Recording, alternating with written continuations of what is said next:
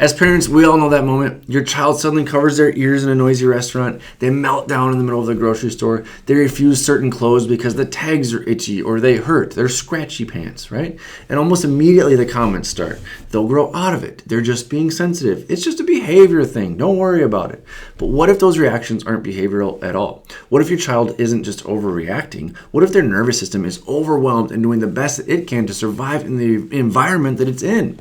And what if understanding what's happening neurologically could finally give you real answers and real solutions instead of just more coping strategies? Today we're going to talk about sensory overload from a neurological perspective and why it's not just a random chance. It's not imagined, and it's not something your child should just try and push through or something they'll grow out of. This video is for parents whose children struggle with sensory overload and overstimulation. And whether your child has a diagnosis like autism, ADHD, or sensory processing disorder, or whether they're simply overwhelmed easily, emotional, anxious, or sensitive to noise, touch, light, sound, movement, this video is for you, because what we see every single day in our office is this. Sensory overload isn't the problem. It's more so the signal. Let me explain. Right now, the CDC estimates that up to about 40% of school-age children are living with at least one chronic health condition, and sensory challenges are becoming increasingly more common every single day. And yet, most traditional approaches focus on surface-level solutions. They'll say avoid the triggers, bring headphones, change the clothes, reduce stimulation. And those tools can help in the moment, but they don't explain why your child's nervous system can't tolerate normal levels of input in the first place. So the medical system tends to then separate these struggles into different boxes. We have autism, ADHD, anxiety, emotional regulation issues, when in reality, they're often always connected by one common thread: nervous system dysregulation. So let's talk about what overstimulation actually is. Overstimulation happens when the brain receives more sensory input that it can effectively process. Think of it like a traffic jam in the nervous system. Too many signals, too much information, all coming in at once with no ability to regulate or filter or slow things down. This isn't about willpower, and this isn't about behavior charts. This is about how your child's brain and nervous system are functioning.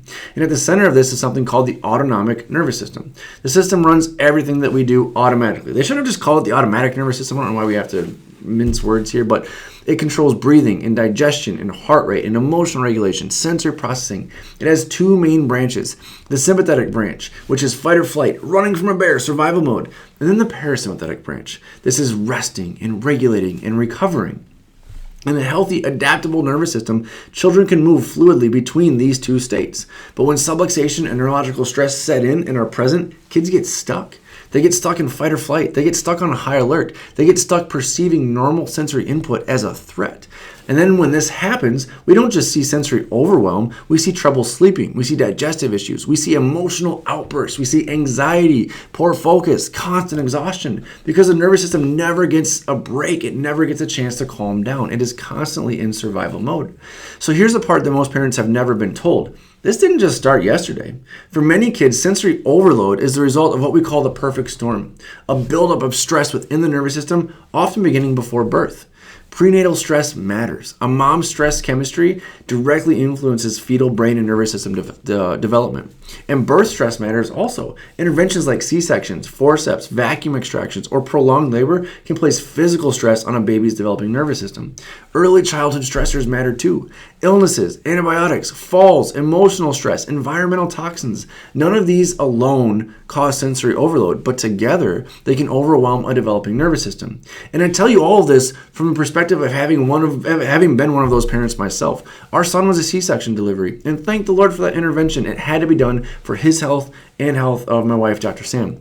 But afterwards, he was a sensory processing nightmare, and a large part of why we are so passionate about this type of chiropractic care and helping these kiddos and families now is because we've been there before and we know what that feels like. So how does this all show up? Parents often notice physical symptoms like headaches, nausea, fatigue, or frequent complaints of just not feeling good, like my stomach hurts. Emotionally, these kids are often irritable, anxious, or just quick to melt down. They got short fuses. Behaviorally, they may struggle to focus, avoid busy environments, seek quiet corners, or just completely shut down. And again, not because they're misbehaving, but because their nervous system is overloaded. There's too much traffic on the highway. So the question becomes, what do we actually do about it? At Foundations Chiropractic, we take a neurologically focused approach. Instead of guessing, we measure. We use insight scans to assess how your child's nervous system is functioning, adapting, and responding to stress. These scans help us identify areas of subluxation and imbalance where the nervous system is stuck in that survival mode. And then from there, we use gentle, precise chiropractic adjustments to help release that stuck sympathetic stress and activate the parasympathetic system, the part that's responsible for regulation, for calm, and recovery. In a very simple layman term definition, we are slowing down the gas pedal and wounding up, whatever. We're increasing the brake pedal. This isn't about forcing change. It's about giving your child's nervous system the support that it needs to do what it is designed to do, and that is to regulate, to adapt, and process the world around them without overwhelm. So if you're tired of watching your child struggle with sensory overload and you're now ready to address the root cause instead of just managing symptoms, this is your next step. At Foundations Chiropractic, we start by measuring how your child's nervous system is regulating and adapting using a neurologically focused insight scan. The scan is non-invasive, it's gentle, and it can be done with your child sitting right next to you or even on your lap.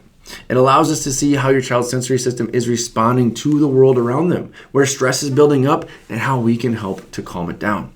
You don't have to keep guessing. Visit the link in our bio or comment below to learn more. We want to help your child experience the world without being overwhelmed by it.